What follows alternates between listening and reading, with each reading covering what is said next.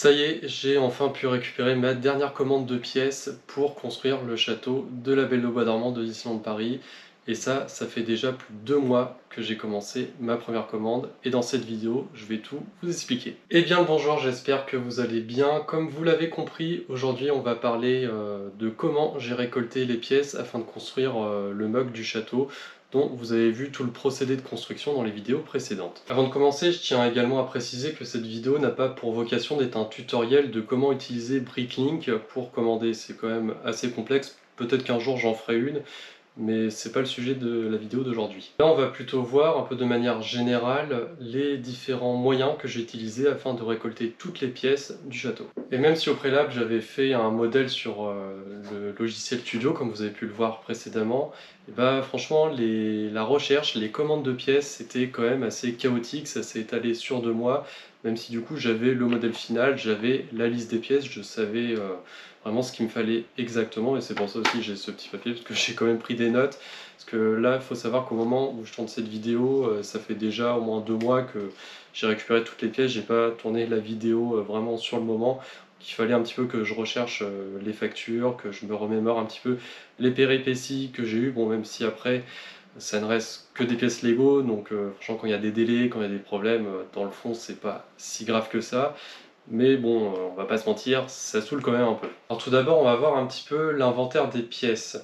Alors en fait, il faut savoir, quand j'ai tiré la liste depuis le logiciel Studio, et que je l'ai, on va dire, transversé sur Bricklink, là voilà, je ressors mon papier, ça m'a sorti un total de 14 324 pièces, et pour, on va dire, 698 références.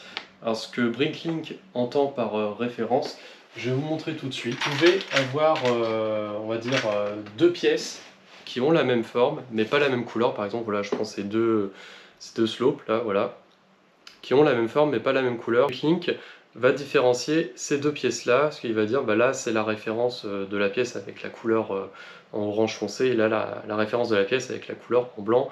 Donc ça pour Bricklink, pardon, ce sont deux références différentes. Maintenant que j'ai une idée précise de où je dois aller en termes de pièces, il faut savoir maintenant comment les récolter.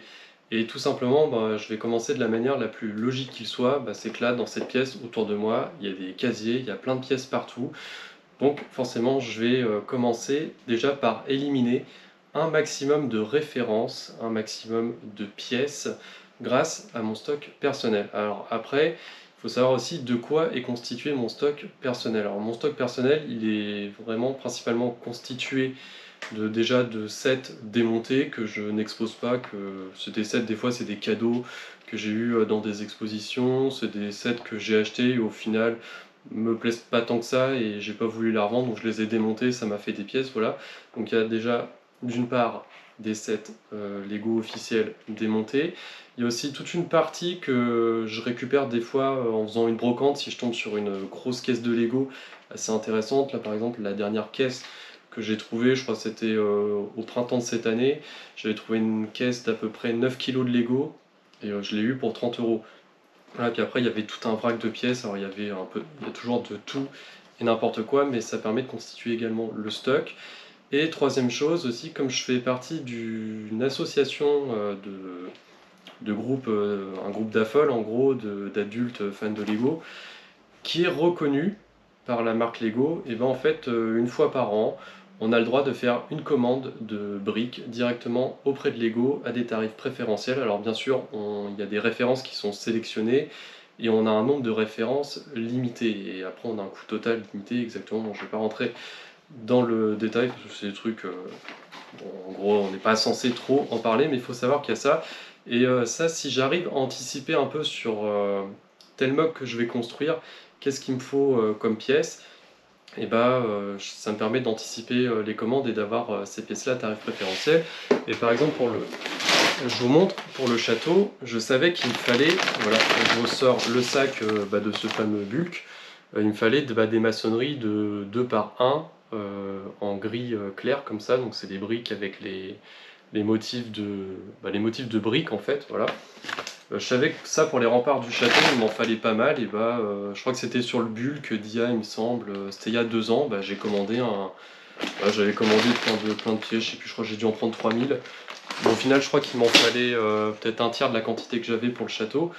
Mais au moins j'avais un gros stock de ces pièces-là en quantité largement suffisante et à prix très attractif. J'avais oublié également, mon stock est également constitué de pièces qui viennent des pique-briques. Vous savez, c'est les murs de briques Lego qu'il y a au fond des Lego Store. Donc forcément, il faut avoir des Lego Store à porter, parce que s'il faut faire 200 km pour aller dans un Lego Store, ça vaut pas forcément le coup. Moi, je peux aller à Paris, on va dire gratuitement en train. Donc j'ai pas, on va dire, j'ai pas de coût de transport là-dessus, je vais directement là-bas. Et puis aussi, pareil, toujours avec les avantages de l'association qui est reconnue par Lego, c'est qu'une fois par trimestre, on a une journée où on a des 15% de réduction. Et ces 15% de réduction, souvent je les utilise sur ces gobelets-là. Donc par exemple, je crois que le gobelet de base, il doit être dans les 18 €. Au final, avec le fait que je réutilise le même gobelet, déjà ça fait une petite réduction de 75 centimes. Et les 15% en moins, on va dire sur un gros gobelet, je passe à 15 € à peu près. Voilà, je fais une moyenne. Puis après, s'il y a des références qui m'intéressent, je remplis avec ces références. Par exemple, un grand gobelet comme ça, vous pouvez mettre à peu près plus de 700 tiles de 2 par 2. Donc voilà, ça vous revient, au final, ça me revient à peu près 2 centimes la tile.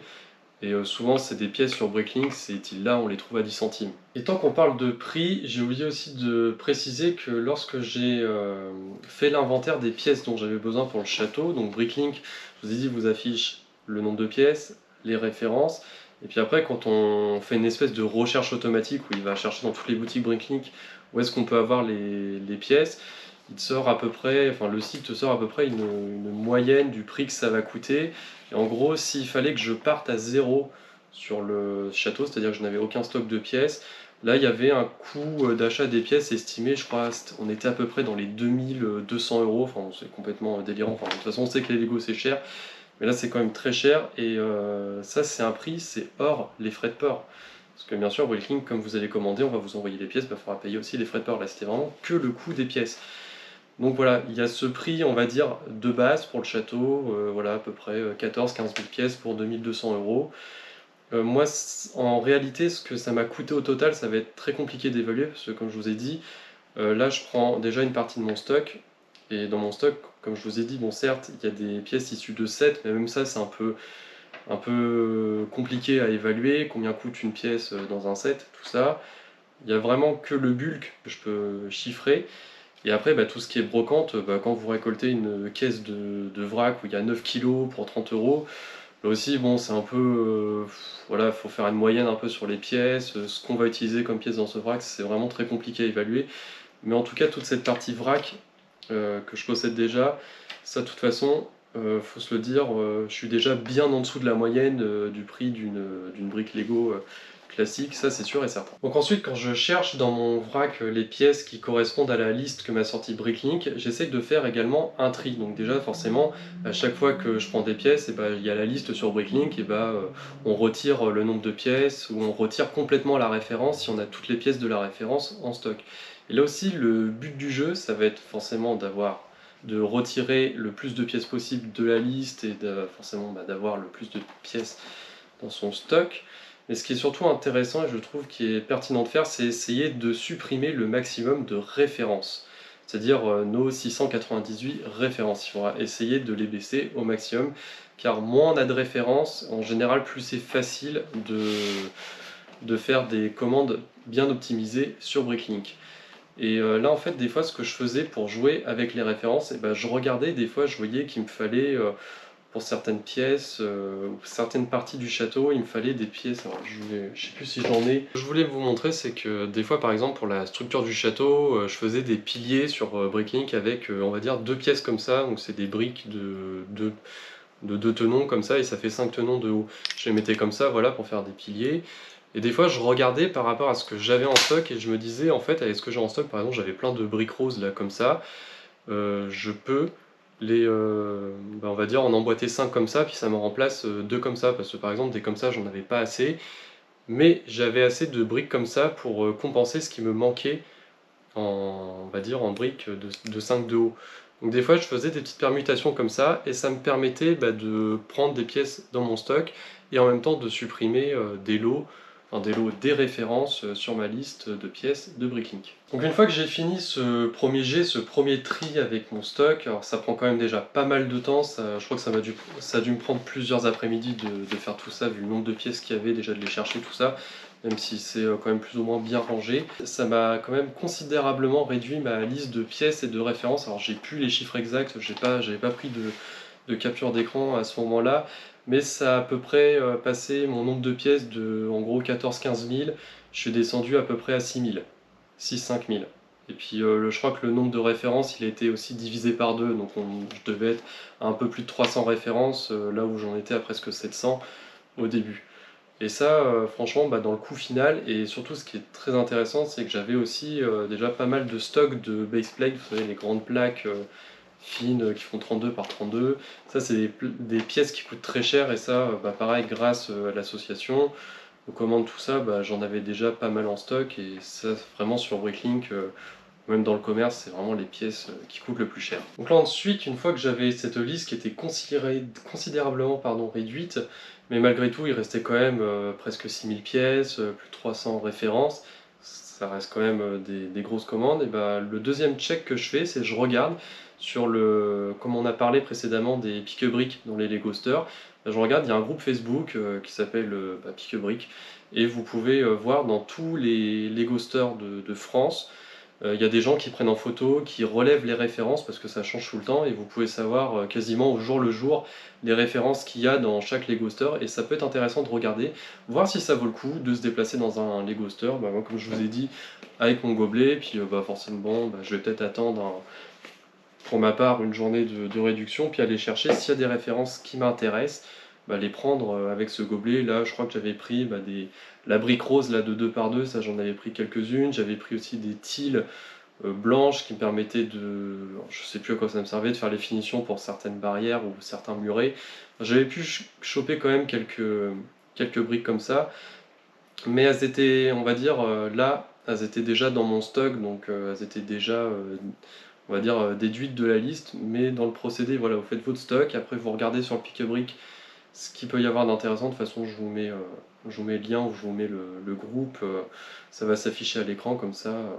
Ça peut vous faire une méthode de plus, on va dire, pour acquérir des pièces et éviter de commander sur Bricklink et de vous payer forcément des frais de port. Ou aussi, sur Bricklink, au final, c'est pas forcément là où vous aurez les pièces le moins cher. Autre méthode que j'ai pu utiliser pour obtenir des pièces en direct sans faire d'import de commande, ça, j'y avais pas du tout pensé, c'est lors des expositions. Parce que en fait, oui, lors des expositions, des fois, il y a des personnes qui ont du stock de pièces à vendre, tout ça, des vendeurs. Et j'avais utilisé, il y avait quelques pièces que j'avais achetées à un gars sur l'expo à Reims, qui pareil, les prix étaient intéressants par rapport à Bricklink, donc ça m'a permis d'avoir sur cette petite commande-là, je crois que j'avais dépensé à peu près une dizaine d'euros, et j'avais eu pas mal de petites tiles, enfin des slopes, pardon, pour faire les toitures du château là en bleu. Donc ça c'était plutôt cool. Et il y avait aussi un moment sur l'exposition que j'ai fait à Mulsanne, là près du Mans, avant l'ouverture de l'exposition au public, ils laissaient les exposants choisir dans un gros stock qu'ils avaient pour de la vente. Et là aussi, il y avait, à chaque fois, je vérifiais comme un gros rat par rapport à Bricklink, voir s'ils abusaient pas un peu sur les prix, parce que des fois, c'est souvent le cas.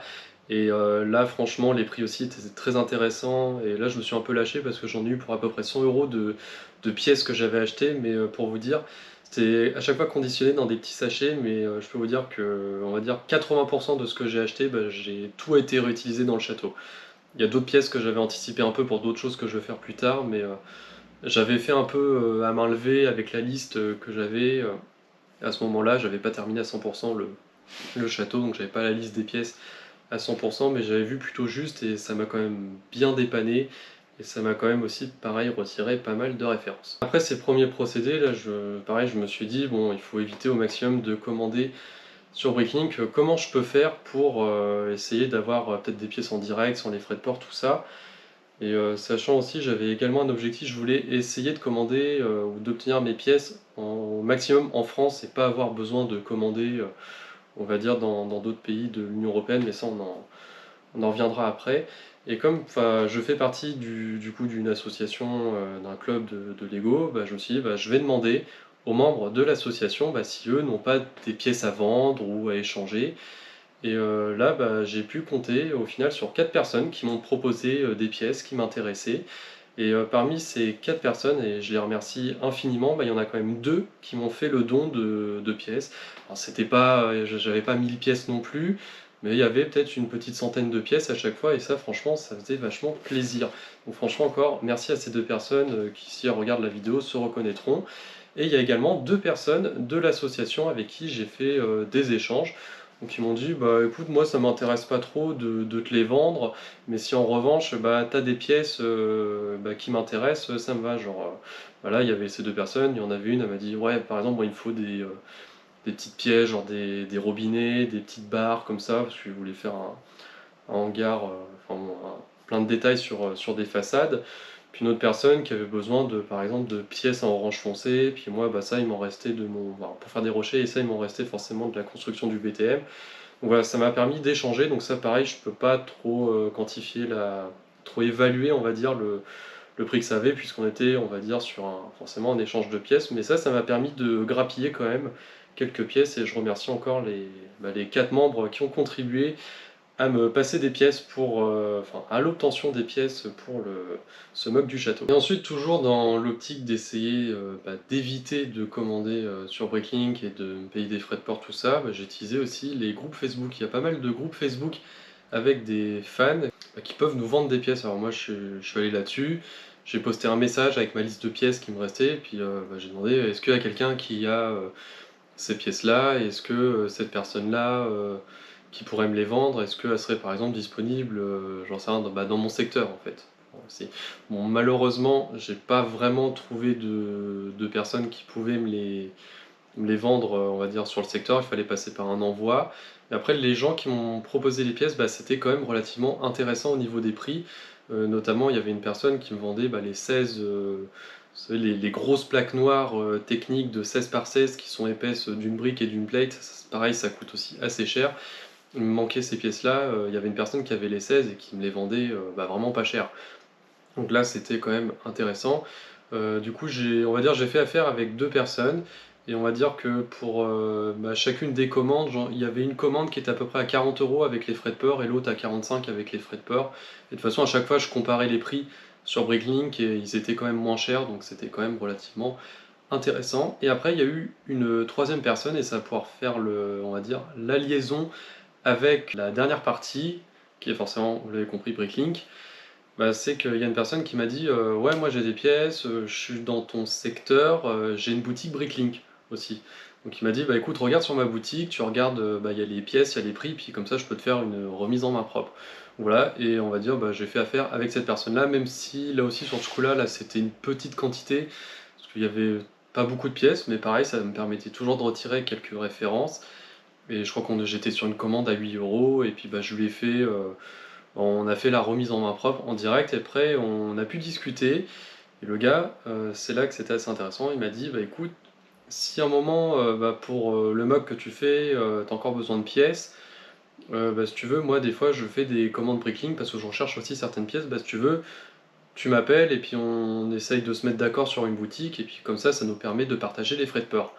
Et là, franchement, c'était très intéressant. Et puis, bien sûr que j'ai utilisé cette technique pour la suite. Et il n'a plus le choix que de passer par Bricklink. Donc, il a fallu se résigner. Et en général, à chaque fois que je commence par Bricklink, je passe toujours, quasiment toujours chez le même vendeur, c'est Leven Bricks. Alors lui, franchement, jamais eu de problème. Le gars, j'ai déjà vu en expo, hyper sympa. Surtout les commandes, franchement, impeccable, quoi. C'est envoyé rapidement, c'est très bien conditionné. Et surtout, j'ai jamais eu d'erreur. Il n'y a jamais eu de problème de SAV, tout ça. Donc ça, c'est vraiment top. Et en plus, le gars a quand même énormément de références. Alors certes, après, ça dépend ce que vous cherchez. Moi, je m'en fiche un petit peu d'avoir de l'occasion ou du neuf. En général, je privilégie quand même l'occasion. Bon, là, c'est 100% neuf. Ouais, voilà, c'est comme ça. Mais pour du neuf, pour quelqu'un qui vend ça en France, les prix sont clairement pas abusés. Pour vous donner une idée, quand j'ai fait cette commande Bricklink, on va dire là dans les méthodes dont je vous parle, c'est pas vraiment dans l'ordre chronologique, on va dire, parce que cette commande Bricklink, je l'ai passée juste après avoir fait mon inventaire, l'inventaire que j'avais dans mon stock. Et donc si vous vous rappelez bien, il me restait à peu près 6000 pièces à obtenir, et avec Eleven Bricks, j'en ai eu à peu près 3000. J'ai eu 3000 pièces pour 244 €, frais de port inclus. Donc ça m'avait, on va dire, divisé par deux déjà ce qui me restait. Donc il me restait plus de 3000 pièces à obtenir. Après le nombre de lots, je sais plus. Mais voilà, c'est une commande quand même qui m'a bien aidé. Et on va dire, pour Bricklink, j'ai commencé par là. Et c'est après que c'était beaucoup plus compliqué, car il faut savoir qu'au total, voilà, j'avais repris mes notes. Au total, j'ai utilisé 6 boutiques Bricklink. Et donc après, là, dans la chronologie de la vidéo, je vous ai parlé du gars avec lequel j'avais pu récupérer des briques en direct. Donc ça fait déjà une boutique, là, Eleven Bricks, ça fait 2 boutiques et il en reste 4, et on va voir ça tout de suite. Et là également, c'est là que mon raisonnement a atteint un peu ses limites. Moi qui voulais exclusivement commander en France, là j'avais pas le choix en fait, parce que là si je commandais en France, pour avoir certaines pièces dans les quantités dont j'avais besoin, il fallait que je passe par genre 15 boutiques, c'était complètement ingérable. Et après, je vous laisse forcément imaginer les frais de port. De toute façon, il y a toujours le prix dans le raisonnement au final qui va avoir raison de peut-être n'importe quelle logique que vous allez mettre en place. Et là, c'était pas possible. Donc, j'ai fait une commande dans une boutique en Slovénie et une commande dans une boutique en Pologne. Et là, avantage, si vous vous souvenez du gars que j'avais vu en direct qui avait sa boutique Bricklink, qui m'avait dit, si tu veux, moi je fais des commandes, tout ça. Donc si tu veux, on se met à deux sur une commande, tout ça, comme ça on se sépare les frais de port. Et on a commandé à deux, donc sur ces deux boutiques en Slovénie et en Pologne, et ça a permis de réduire les frais de port. Alors j'ai plus les coûts exacts, parce que genre par exemple pour la Slovénie, j'étais à peu près à 92 € avec les frais de port, mais sachant qu'il y avait les pièces de cette personne en moins. Alors c'était à chaque fois pas lui qui avait la plus grosse quantité, mais il avait peut-être 10 €, un truc comme ça. Et je crois que la commande en Pologne, c'est pareil. Enfin, la commande en Pologne, c'est lui qui l'a gérée, puis c'est moi qui l'ai remboursé. Mais la commande en Pologne, par contre, était très intéressante parce que les pièces étaient vraiment pas chères. Donc ça valait clairement le coup. Slovénie, par contre, c'était plus cher, mais il y avait certaines pièces, notamment les barrières arrondies avec les petits détails qu'on voit sur le château. Dans la quantité que j'en avais besoin, j'arrivais pas à les trouver et c'était un peu galère. Il n'y avait que sur cette boutique-là que je les ai trouvés. Alors après, pareil aussi avec il y a eu quelques péripéties, et ça, je reviendrai à la fin. Après, j'avais commandé aussi sur une autre boutique en France. Là, j'en ai eu pour 30 € parce que eux, ils avaient un montant minimum de 30 €, donc c'était un peu relou. Donc il a fallu que je rajoute des pièces dont je n'avais pas besoin pour le château, mais que je savais que j'allais utiliser pour prochainement. Donc j'en ai profité genre pour prendre genre une figurine, des trucs comme ça par-ci par-là, pour monter à 30 € pour au final 41 briques. Mais bon, comme il y avait des figurines, des trucs qui coûtaient un peu cher, c'est ce qui explique le prix. Mais de toute façon, la boutique de base, cette boutique-là n'est pas un rapport, on va dire qualité-prix super intéressant, mais bon, pas le choix, ils avaient les références. Et à la fin, ça s'est terminé par une dernière commande en France, où là il me manquait mais quasiment rien. Et là on était sur une petite commande à 7 €, mais c'est pas moi qui ai payé les 7 €. Je vais vous expliquer un peu le délire, on va dire dans la partie qui vient juste maintenant. Maintenant qu'on a parlé de toutes les commandes que j'ai faites, on va parler des quelques péripéties que j'ai eues. Et la première péripétie que j'ai eue, c'est quand j'ai commandé avec, c'était une des personnes que j'avais eu sur un groupe Facebook. Alors au début, le mec il me dit ouais j'ai ça comme pièce et tout. Moi je lui demande est-ce que tu peux m'envoyer des photos des pièces. Il m'a envoyé des photos. Donc il y avait vraiment rien de louche. Surtout que le gars il me disait ouais si tu veux tu peux commander aussi. J'ai une boutique. La boutique elle existe sur Vinted. Moi comme j'ai voulu faire mon gros rat, j'avais pas envie de commander sur Vinted et de me taper voilà, les frais Vinted en plus. Donc je suis passé en direct, mais j'ai vu que sur Vinted il avait énormément d'avis, ils étaient tous très bons, donc là franchement il n'y avait rien de louche, quoi. Je me dis vas-y on passe en direct sur PayPal, entre proches, tout ça. Et comme ça voilà, il n'y a pas de frais à part les frais de livraison. Et à chaque fois je prenais du Mondial Relais. Et là au bout d'une semaine, je vois que les pièces elles sont toujours pas envoyées. Après le gars il Il me dit c'était le moment où il y avait eu c'était au mois de juillet, il y avait eu des orages dans le sud et tout, et on voit des photos de son garage inondé, tout ça, avec les pompiers devant chez lui, je sais pas, moi je dis voilà, c'est quoi ce bazar encore? Donc il me dit que du coup il a pas pu envoyer les pièces, machin, enfin bon, ça arrêtait pas. À un moment il me dit que sa femme a envoyé les pièces, parce que le gars aussi, il faut savoir, il était en déplacement, forcément très pratique. Donc ça c'était un dimanche je crois. Oui, il y a des points relais qui sont vers le dimanche, donc ça, bon, soit j'ai pas trouvé ça louche, mais je voyais que le mardi, j'avais toujours pas de message de Mondial Relais qui me disait qu'il y avait le colis qui avait été envoyé. Parce que normalement, vous recevez un message en tant qu'expéditeur et destinataire, on reçoit tous les deux un message comme quoi c'est. Enfin, un mail comme quoi c'est confirmé, c'est envoyé. Et là, je vois toujours rien. Puis je me rappelle que le gars m'avait parlé, ouais, j'ai envoyé. Enfin, ma femme a envoyé à telle boutique et tout. J'appelle la boutique Mondial Relais en question. Ils me disent non, mais on n'a pas de problème avec des colis et tout. Parce que enfin, c'était tiré par les cheveux. Le gars me disait que ouais, le colis est pas parti, il est resté en boutique, il y a un problème, machin. La boutique me disait non, on n'a pas de problème avec de colis, on n'a pas de colis qui restent, qui ne sont pas partis. Là, moi, je commence à me dire, ouais, c'est quoi cette embrouille? Surtout qu'en fait, avec toutes les photos, les avis sur Vinted, il n'y avait rien de louche. Mais vraiment rien de louche, c'est pour ça que j'y suis allé comme ça. Et là, bah, du coup, je reviens vers le mec, je lui dis non, mais c'est bizarre, toujours rien reçu et tout. Et là, apparemment, le mec était revenu de déplacement, il est allé dans la boutique et il me disait qu'il y avait un problème avec le scan, en fait. C'est-à-dire qu'en fait, quand vous déposez au Mondial Relais, bah, il scanne l'étiquette et puis c'est comme ça que ça vous fait le suivi, tout ça. Et là, apparemment, il y avait un problème, c'est que l'étiquette ne fonctionnait pas. Donc au final, le gars a récupéré le colis. Il a dû faire la démarche auprès de Mondial Relais pour qu'il lui redonne une nouvelle étiquette parce qu'il y avait un problème avec l'étiquette. Et après, il a réexpédié le colis et j'ai finalement eu le colis. Mais alors, faut savoir qu'entre le moment où j'ai validé la commande avec le gars et le moment où j'ai reçu le colis, je crois qu'il s'est passé 3 semaines. C'est. J'ai perdu quasiment 3 semaines avec ça. Sachant qu'en fait, à ce moment-là, je jonglais avec les commandes Bricklink, avec les commandes groupe Facebook, tout ça. En fait, il y avait tout qui était un peu mélangé. Il y avait vraiment que la partie inventaire et pièces que j'avais récoltées en expo que j'avais fait en amont. Le reste, c'était un peu un micmac. C'était juste après pour la vidéo, voilà, je vous ai structuré un petit peu les grands axes. Et bah, ce qui fait qu'en fait, tant que j'avais pas reçu mes pièces, et bah, je pouvais pas les déduire de mon inventaire Bricklink et bah, du coup lancer les autres commandes. Parce que moi je m'étais dit, bah, si au final je reçois pas les pièces, tout ça, bah, va falloir commander les pièces que au final je n'ai pas reçues. Donc il fallait impérativement que je reçoive ça. Vraiment c'était galère, en même temps j'avais une deadline aussi pour le tournage d'une émission.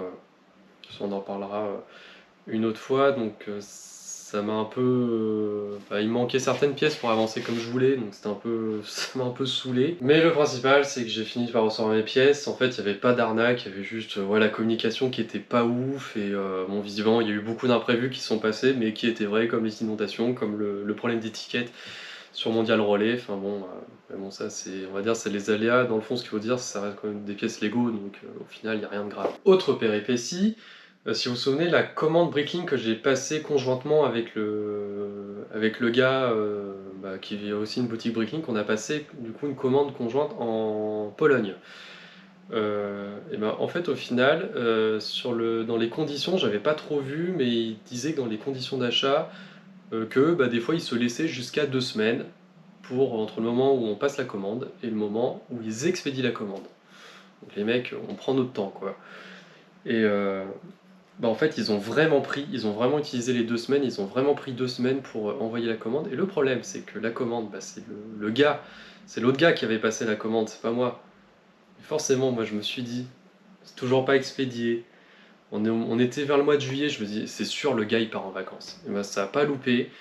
Au moment où la Pologne a envoyé le colis, et bah, je crois que le gars est parti en vacances 1 ou 2 jours avant de recevoir le colis, genre la poisse.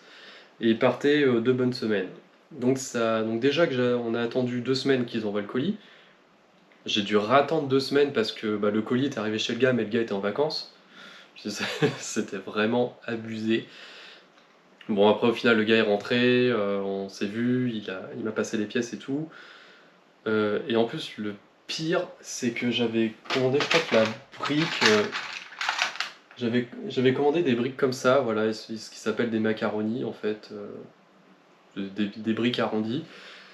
Et bah, en Pologne, ils ont réussi à se tromper et ils m'ont envoyé pas la bonne taille de pièces comme ça, c'était bien des pièces blanches, mais il y a différentes dimensions, puis ils m'ont pas envoyé la bonne dimension. Donc les mecs ont réussi à se tromper, déjà qu'au final j'ai attendu un mois et j'ai pas eu la bonne pièce. Et en fait, c'est de là d'où vient la dernière commande, si vous vous souvenez dans la partie précédente, la dernière commande de 7 € que je n'ai pas payé, qui était passée en France. Mais en fait, comme le gars avec qui on a fait conjointement la commande, il était dégoûté pour moi et tout, parce qu'il me dit ouais, déjà bon, la Pologne c'était pas prévu qu'on attende autant, en plus je suis parti en vacances, ouais ça me gêne un peu, t'as pas eu tes pièces à temps, parce que t'avais le tournage et tout. Donc il me dit écoute, tes pièces, moi je vais commander sur une boutique en France, comme ça on n'aura pas de problème, on aura les pièces, et tu rajoutes tes pièces sur ma commande, là que t'as pas eu et tout. Voilà, et je te les offre. Voilà. Parce qu'il faut savoir sur Bricklink, en général, quand vous ne recevez pas la bonne pièce, euh, la boutique va jamais vous renvoyer les pièces. Hein. Ils vont jamais redépenser des frais de port pour vous renvoyer la bonne pièce. Ils vont soit vous rembourser le prix de la pièce, ou soit vous donner un avoir pour recommander sur la boutique. Donc, ce qui fait qu'en fait, pour avoir votre pièce, bah, vous êtes obligé de refaire une commande et redépenser des frais de port. Quoi. Donc c'est un peu nul, mais bon, en général c'est comme ça que ça marche. Bah là, du coup, comme le gars me proposait d'ajouter mes pièces à sa commande, bah, j'avais pas de frais de port à payer, c'est lui qui prenait tout en charge et il me dit pour être tranquille, les pièces, comme moi je repars en vacances, il me dit bah on fait la commande et je mets ton adresse. Donc voilà, donc j'ai reçu bah, les pièces et sachant qu'aussi, autre péripétie, c'est que sur cette commande là, quand on a validé la commande, au bout de 2-3 jours, quand le mec a fait l'inventaire pour la commande, et le vendeur m'envoie un mail, il me dit ouais là la pièce j'en ai plus, mais je vais en recevoir dans 2-3 jours. Je me dis en plus il y avait un problème d'inventaire, le gars avait pas le bon nombre de pièces par rapport à ce qui était affiché sur sa boutique Bricklink, et bon ça va, j'ai attendu 2-3 jours, il a reçu les pièces et me les a envoyées, mais je me dis quand même ça fait quand même encore un énième problème. Mais bon, au final j'ai reçu les briques, j'ai reçu ces dernières pièces, et pour vous dire que la première commande que j'ai passée, c'était avec Eleven Bricks, c'était début juin. C'était vraiment les premières commandes que je lançais. C'est-à-dire qu'il y a eu toutes les commandes Bricklink, les commandes avec les particuliers sur les groupes Facebook. Et là, la dernière commande, la dernière pièce que j'ai reçue, c'était début août. Donc ça a mis 2 mois, plus de 2 mois pour avoir les pièces. Enfin bon, c'était. De toute façon, vu la quantité de pièces, c'était obligé que ça allait être compliqué, mais je pensais pas que ça allait être aussi compliqué que ça. Donc, euh, Donc voilà, ça c'était un petit peu l'histoire de ma commande de pièces pour le château, mais au moins vous avez une idée un peu de tous les moyens qu'on peut utiliser pour commander des pièces Lego. Et surtout en fait, le dernier recours c'est Bricklink parce que c'est là où vous allez payer le plus cher. Et c'est là-dessus que cette vidéo, qui je pense va être très longue, car vous allez beaucoup m'entendre parler, raconter ma vie, mais bon, ça peut peut-être être intéressant pour vous. De toute façon, je mettrai des timecodes pour que ce soit un peu plus digeste si vous voulez avancer directement à une partie. Mais bon, sur ce, ça se termine. J'ai eu toutes mes pièces et le château est construit. Et de toute façon, bah, vous savez, normalement, la prochaine vidéo, ce sera la construction du château. Donc en tout cas, comme d'habitude, si ça vous a plu, n'hésitez pas à liker la vidéo, à partager votre avis en commentaire. N'hésitez pas non plus à vous abonner à la chaîne et à me suivre sur mes réseaux. Je vous mets tout en bas à gauche de l'écran, vous allez voir, c'est très simple, ils ont tous le même nom. Et nous, on se dit à la prochaine pour la construction du château. Allez, salut!